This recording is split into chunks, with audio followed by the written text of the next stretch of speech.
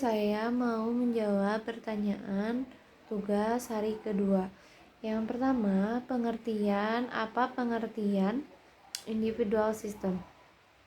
Yaitu pendekatan pembelajaran yang berpusat pada anak sebagai subjek di mana guru menyesuaikan metode atau materi, metode minat baca dan karakter sesuai kemampuan anak. Yang nomor kedua, mengapa pendekatan yang dilakukan harus individual system? Karena setiap anak mempunyai karakter yang berbeda-beda. Yang ketiga, apa tujuan yang ingin dicapai dengan melakukan pendekatan secara individual system? Agar motivator memahami karakter setiap anak sehingga proses belajar sangat menyenangkan dan tidak menegangkan atau memberi paksaan kepada anak. Yang keempat, di Bimba, murid dan guru memiliki peran masing-masing. Sebutkan apa peran guru dan peran murid. Guru berperan sebagai motivator atau memberi semangat dan memberi reward. Memfasilitasi materi sesuai kemampuan anak dan menilai perkembangan sang anak. Peran murid sebagai pusat pembelajar yang dimana murid terlibat aktif dalam bermain sambil belajar, memenuhi hak untuk belajar dengan cara yang menyenangkan. Yang kelima, apa perbedaan individual system dan classic system? Individual system adalah pendekatan yang berpusat pada anak yang menyesuaikan kemampuan anak. Sedangkan sistem klasik mengacu pada metode tradisional yang mungkin lebih terstruktur dan seragam. Yang keenam, bagaimana cara yang dilakukan motivator agar dapat melakukan pendekatan secara individual system? Fokus pada small step system atau bertahap sesuai kemampuan, memahami karakter anak dan kesukaan anak, menyenangkan dan tidak penuh paksaan. Apa sih yang ketujuh? Apa dampak yang akan terjadi bila pendekatan dilakukan secara individual system? Terciptanya minat belajar secara instruktur atau naluriah dari diri sendiri, menjadikan anak belajar lebih mandiri lagi. Yang kedelapan, apa dampak yang akan terjadi bila pendekatan dilakukan secara klasik sistem?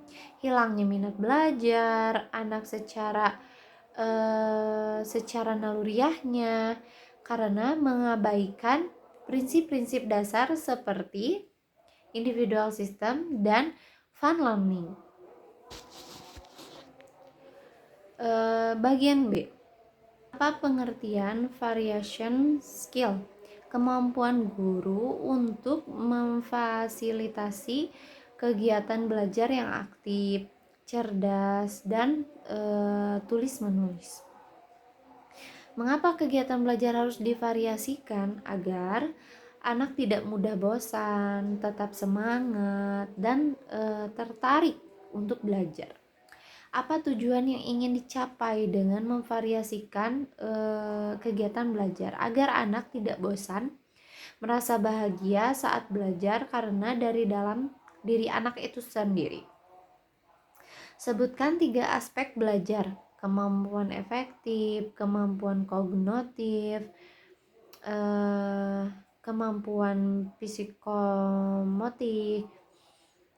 Yang kelima, kegiatan apa yang termasuk aspek kognitif? Yang berkaitan dengan otak atau kerja otak, kecerdasan seperti membaca dan berhitung.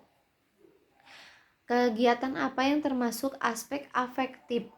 Yang berkaitan dengan hati dan perasaan berupa suka atau tidak suka, seperti bernyanyi, berdialog, berdongeng, dan bercerita. Kegiatan apa yang termasuk aspek psikomotorik? Kegiatan fisik berkaitan dengan motorik, kecerdasan atau motorik kecerdasan kasar atau halus. Bagaimana cara motivator memvariasi kegiatan dengan aspek belajar? Menggabungkan aspek aktif seperti nyanyi, dialog, kognitif, membaca, berhitung. Kalau motorik halus, menulis dan mewarnai. Dalam sesi bermain sambil belajar 100% menyenangkan. Bagian C. Apa yang dimaksud dengan the law of effect atau hukum akibat? Karena kita melakukan sesuatu kegiatan yang menyenangkan, maka akibatnya akan diulang. Contohnya ketika motivator membimbing anak dengan cara yang menyenangkan, maka anak akan senang atau mengulang.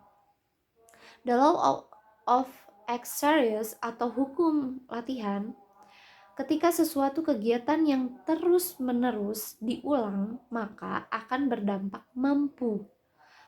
The law of readiness, hukum kesiapan. Ketika seorang semakin mampu, maka semakin siap dan terampil.